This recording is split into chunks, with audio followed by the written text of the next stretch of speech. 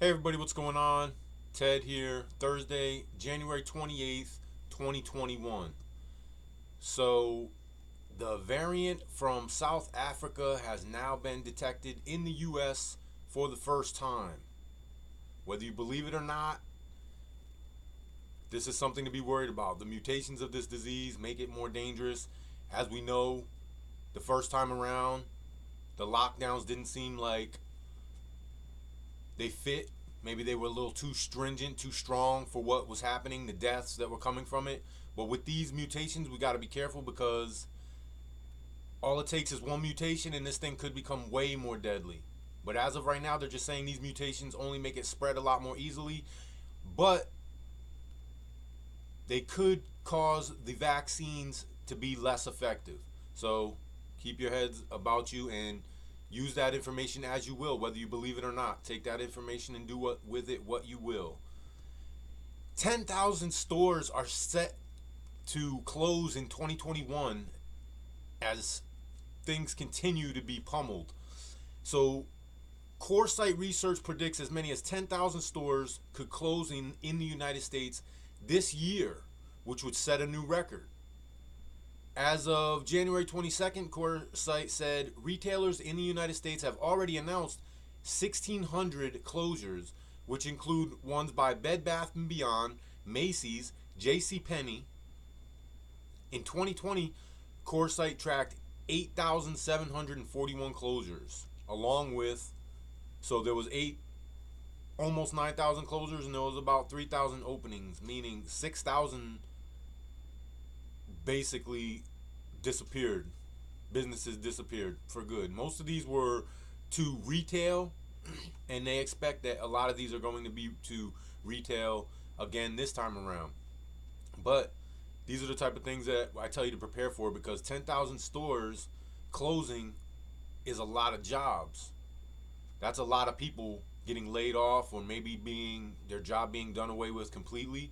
And those are things that would be great to have a stockpile of food on hand. It's not exactly an apocalypse, it's not exactly SHTF, but in your own personal world, I guess you would consider that a SHTF. So prepare for things like that. It doesn't have to be this big world ending thing. Something like this is something that we use preparations for, to get ready just in case you lose your job. You don't have to worry about feeding your family.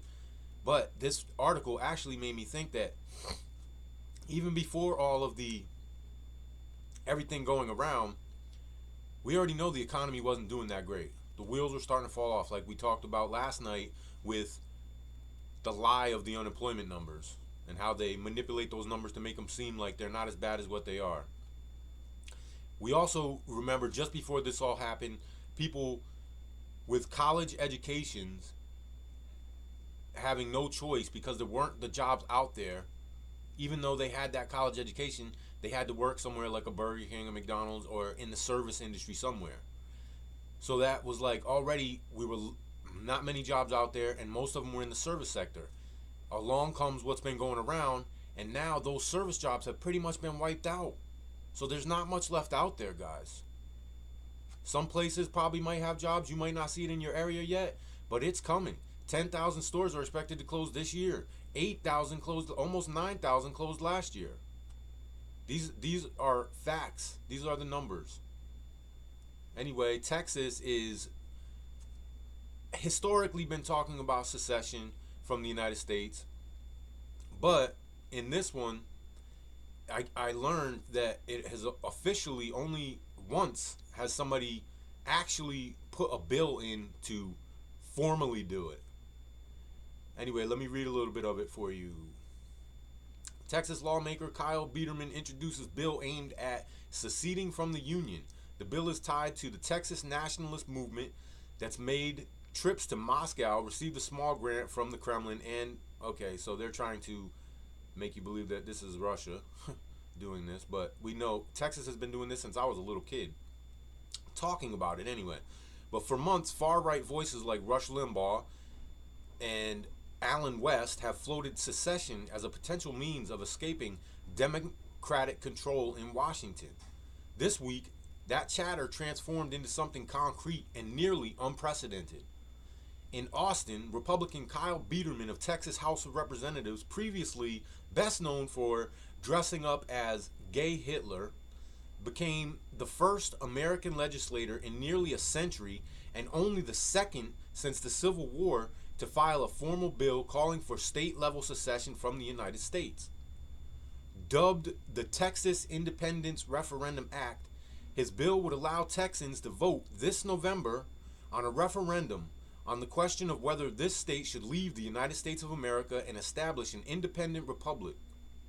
The bill would introduce just after the siege of Capitol and the beginning of the Biden presidency, would also create a Texas Independence Committee comprised of Lieutenant Governor, Speaker of that state house, and various state lawmakers, and tasked with crafting a formal strategy for independence by 2026. So like I said, Texas has been talking about this for years, but as you see, this is the second time since the Civil War that formal actions have been taken. And they're trying to do this by 2026. And it got me to thinking, right now we're in a very divided America.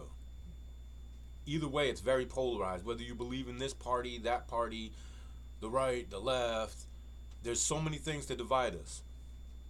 And if this works, with that division being there, I'm sure that you'll see more states start to secede.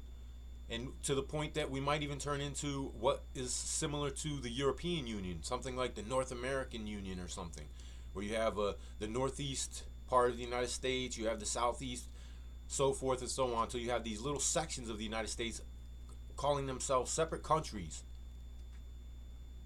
And everybody gets their way that way, right? You would think the Democrats would get the control of their sections that they want, and the people that love that could go to those sections, which, by the way, like last night, this would be more of a reason to get to where you want to be now.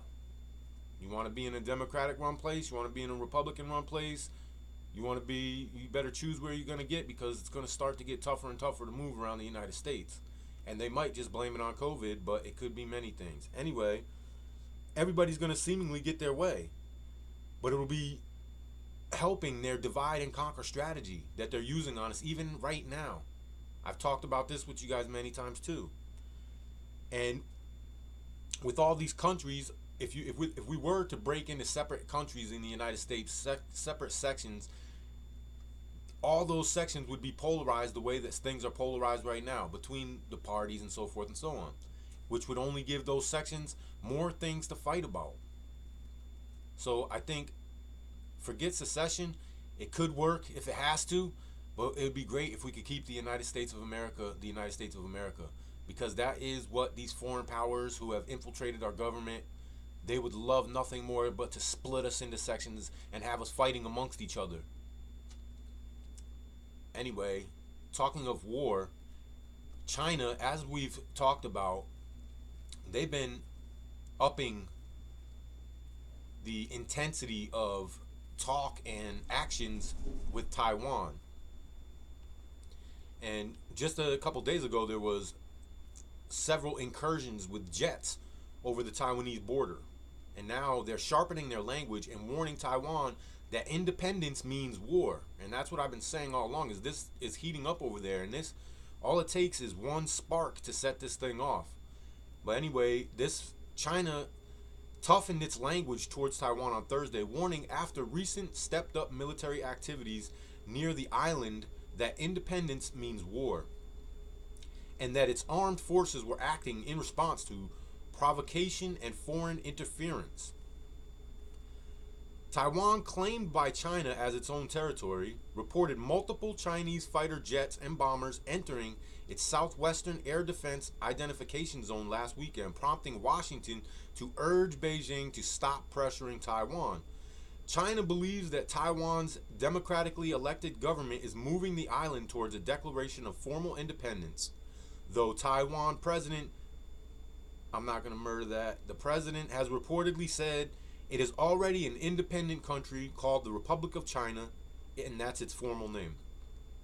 Asked at a monthly news briefing about the Air Force's recent activities, Chinese Defense Minister spokesman Wu Quan said Taiwan is an inseparable part of China. The military activities carried out by the Chinese People's Liberation Army in the Taiwan Strait are necessary actions to address the current security situation in the Taiwan Strait and to safeguard national sovereignty and security, he said. They are a solemn response to external interference and provocation by Taiwan independence forces, he added. Wu said a handful of people in Taiwan were seeking the island's independence. We warn those Taiwan independence elements, those who play with fire will burn themselves, and Taiwan independence means war. The article goes on a little bit more, but you get the gist of it. But like I was saying, all it takes is one spark to set this thing off. And seems as though every day I'm bringing you guys more and more stories of the tinder pile building and building and building and putting gasoline and lighter fluid and all this on the pile, just waiting for that spark. And that spark could turn into a larger scale war. So Bitcoin might break down altogether, BIS head warns. So first of all,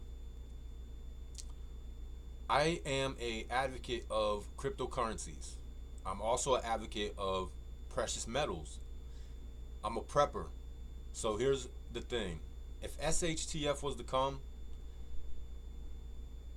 your ATM, your all this, that's not going to work. So you're going to want to have cash on hand if you can. Keep it in a safe, obviously, okay? Cash on hand, cash will be king for a little bit until people realize that that paper has no value. It's real pretty paper, but I'll keep this food. When they realize that, precious metals like silver and gold will be very valuable because people will still, and for hundreds of years, people know, even in the form of a necklace, how valuable those precious metals are. That's what, when you start to barter, and if you had gold, people know that will carry over. If I trade you some food for some gold, I take that gold, all this goes away. A year later, I have this pile of gold, and I turn that into whatever new currency they come with. And the whole reason currency started, as we know it, the dollar bill style, was people used to have gold. They used to carry gold in their pocket. It was really, really heavy. You know, you can imagine if you got a bunch of gold, you don't want to carry it around in your pocket. So they went to these people. These people came up with the idea to give them receipts for their gold. And you'd walk around with a receipt for how much gold you had instead. And you'd write a little receipt with your name, and you'd go and they could cash the receipt for how much gold. That's how it all got started. Then that got changed, and they got greedy, found ways of keeping more gold than they were supposed to, so on and so forth, all the way till we went off the gold standard with Nixon, where now there is no gold backing your dollar. But as of right now, people still have faith in that. That's why it'll be king for a little bit. But that gold and silver is going to maintain value no matter what. Grid down, still valuable. No electricity, still valuable. No matter what, people know that silver and gold are valuable. On to cryptocurrencies. The Federal Reserve, the cryptocurrencies were created. Bitcoin itself was created as a truth machine, basically to take down the Federal Reserve, okay, which is central banks. And the BIS is the bank of the banks, okay? So it's no wonder that the head of the bank of the banks is telling you that central banks should be the first to issue digital money and trying to scare you and say that Bitcoin could break down altogether. So could the dollar, buddy. So could the dollar. But anyway, I'm just going to read a little bit and break it down. Bitcoin is inherently risky, and only central banks should issue digital currencies, according to the Bank of International Settlements. Investors must be cognizant that Bitcoin may well break down altogether, because the system becomes vulnerable to majority attacks as it gets closer to its maximum supply of 21 million coins, General Manager Karsten said in a speech for the Hoover Institution on Wednesday. Karsten, who runs the Basel-based central bank for central banks, has often been critical of Bitcoin, which surged 300% in 2020. The trouble with stablecoins, such as one initially proposed by Facebook and backed by traditional currencies, is that a private entity is responsible for maintaining the asset backing, raising governance issues. Okay, let me just point out, as you read that, how that sounds, but what he's not telling you is That's exactly what banks do. Exactly to a T. And that's what Bitcoin was made for, is because Bitcoin nobody controls. It's a blockchain ledger. Every move is recorded on that ledger. You can't double spend on that ledger. That takes the banks out of the thing where they can't control the money. They would lose control, and that's why he is afraid of losing control. So he's trying to tell you that, oh, it could be, there's going to be a lot of attacks on it, and it's hard to maintain the asset backing. You mean like how you took the gold away and basically paper is paper? Fiat currency is nothing but a piece of paper only because we believe in it? Where Bitcoin has a digital rarity and there's only so many of them. That's what makes it valuable. Dollars would be more valuable, but you keep printing them up. So basically, he's saying that Bitcoin, the same exact thing he's saying about Bitcoin, is exactly what they do at banks. Anyway, central banks around the world are, however, testing the use of digital currencies, spurred by advances in technology and the shift to electronic payments that's been accelerated by the pandemic. The BIS has set up research hubs to look into the matter. Sound money is central to our market economy, and it is central banks that are uniquely placed to provide this, Carson said. If digital currencies are needed, central banks should be the ones to issue them. Really. So basically, what he's telling you is he would love for you to give up that control because you're scared of these attacks and people regulating it, except for there's nobody that regulates Bitcoin. That's the whole thing. It's a blockchain, open ledger. You can go check it yourself, see any transactions you want. You don't know specifically who made those transactions, but you can see how many Bitcoin there are. You can see how many have been transacted on that ledger. He hates that because they like to cheat you out of your money and make tons and tons of transactions behind the scenes that you know nothing about. So that's why he would like it that only banks would be able to issue digital currencies, which is nonsense. Don't be scared of it. I would recommend you invest a little bit. Don't invest everything you got into anything.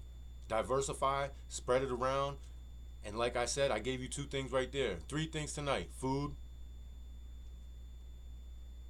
Bitcoin, or any crypto that you go check out for yourself. Do due diligence. Don't just listen to somebody who comes on YouTube and tells you what crypto to buy. But there are certain ones that are better. The mineable ones are the best. The mineable coins are the ones that can shut down the Federal Reserve and the central banking system and still maintain person-to-person transaction. Look into it yourself. Anyway, guys, I'm going to get out of here for tonight. Please, let me get a thumbs up. Subscribe. Don't be scared. Be prepared. And I'll see you guys tomorrow. Be safe.